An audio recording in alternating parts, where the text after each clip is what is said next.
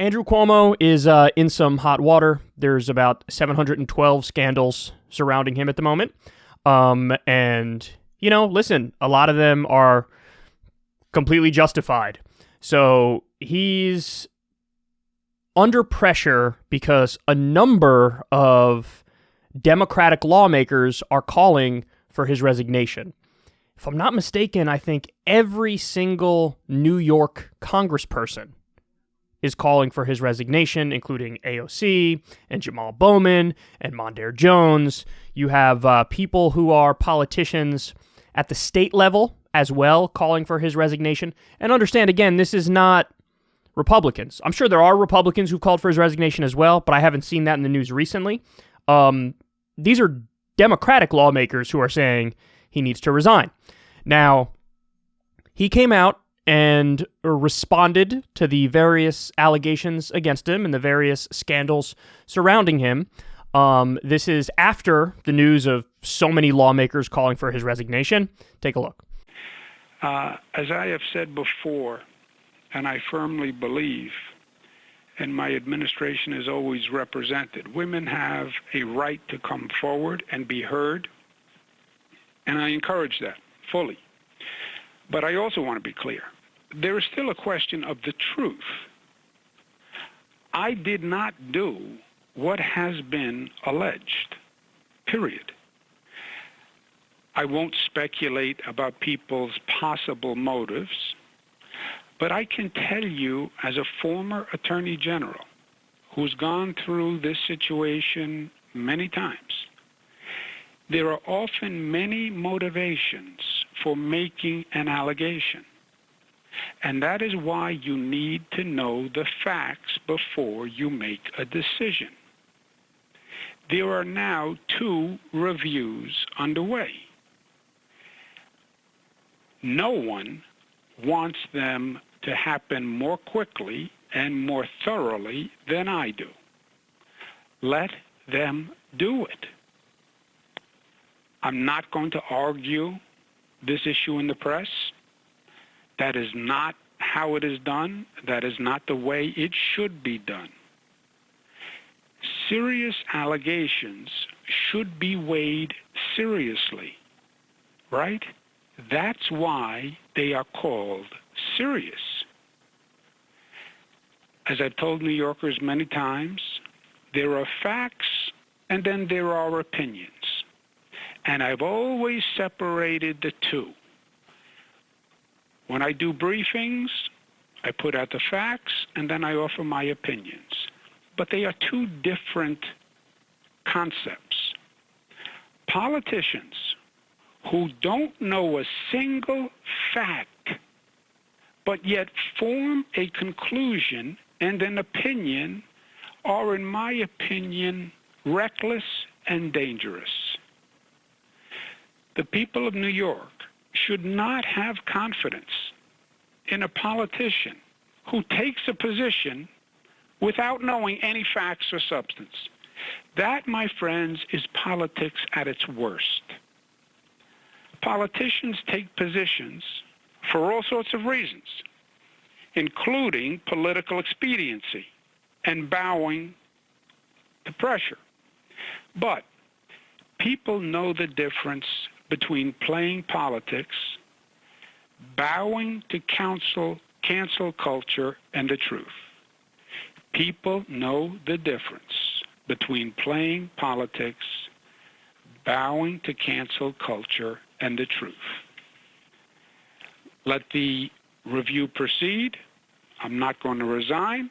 I was not elected by the politicians. I was elected by the people. Part of this is that I am not part of the political club. And you know what? I'm proud of it. That is an incredibly weaselly response. So he's trying to be populist in his reaction here. Oh, they're only coming after me because I'm not part of the politicians' club. I'm not one of the elitists. I'm an outsider. I was elected by the people.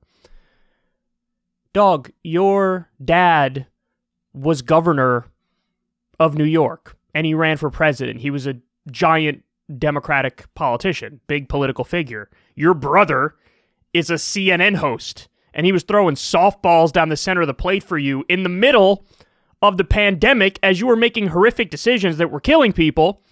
He was playing footsie with you live on air and joking about how, hey, we'd get together and have meatballs for dinner over here. Isn't it wonderful when mama's there and daddy's there? And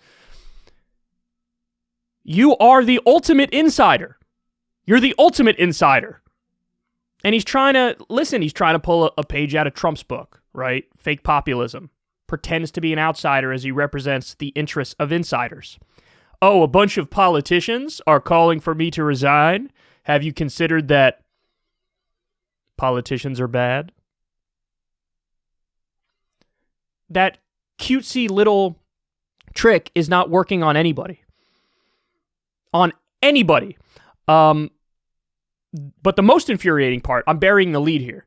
The most infuriating part is he's like, I will not bow to cancel culture. Okay, well, if you didn't think yet that cancel culture now has absolutely no meaning and it's completely amorphous, now you know. Now you know that is the case. You know, listen, it's the in thing to now say anything I dislike is cancel culture. I'm just going to describe whatever it is that I don't like as cancel culture. So, you know, it has absolutely no meaning anymore. There was a time when you could bring up cancel culture and it referred to, you know, authoritarians cracking down on freedom of speech, you know, not allowing some speaker on a college campus. Like that was the original idea of it. Now it's morphed into anybody who disagrees with me or anybody who even has a legit criticism, a substantive criticism. You can just say, cancel culture. You're hitting me with cancel culture because you're accurately calling out my record and things I've done. It's just, it's so gross. It's so gross. It's so misleading. It's so manipulative. Every part of this is incredibly manipulative. Now, let me give you some more information on this. So I just learned this, but apparently Andrew Cuomo, this is how terrible he is. I mean, there's a million reasons why he's terrible, but he started this thing called the Women's Equality Party in New York. Now, you know, you might hear that and say, I guess he cares deeply about women's issues, right? What, does he consider himself a feminist or whatever? No, he started the Women's Equality Party, the WEP, because he wanted to confuse people and siphon votes from the Working Families Party, WFP. The Working Families Party is a political party in New York that's kind of to the left of the Democrats, and what they do is they endorse the left flank of the Democratic Party, the people who are more in line with Bernie-crats. That's general. Although, you know, recently there was a scandal in the 2020 primary. They endorsed Elizabeth Warren over Bernie Sanders, even though leadership preferred Warren, but the people preferred Sanders. There was a big scandal around them, and they're certainly not, you know, totally pure. They have their own issues for sure, but they are definitely to the left of, you know, the establishment consensus of the Democratic Party. They don't like Andrew Cuomo. They had a beef with Andrew Cuomo. Andrew Cuomo fought back against them by doing this manipulative, gross trick, creating his own party, the Women's Equality Party, to siphon votes from the Working Families Party. And also, by the way, they endorsed him over women. So the Women's Equality Party endorsed Cuomo over Cynthia Nixon. So it was nothing but a gross political trick that he did. That's all that was. The other thing he did is, apparently he hired way more women than almost anybody. And so he would tout that as like, see my credentials on women's issues? Aren't I so woke? Aren't I so incredible? Aren't I such a feminist? I'm hiring all these women. But then, of course, you know, news came out. There's, I don't know how many allegations now, 7, something like that, allegations against him. And I love when he says in this, I'm not going to argue this issue in the press. That's not how it should be done. As he's literally arguing the issue in the press. I mean, that says a lot about Andrew Cuomo right there. And the final point I'll make is, he says, quote, there are facts and then there are opinions.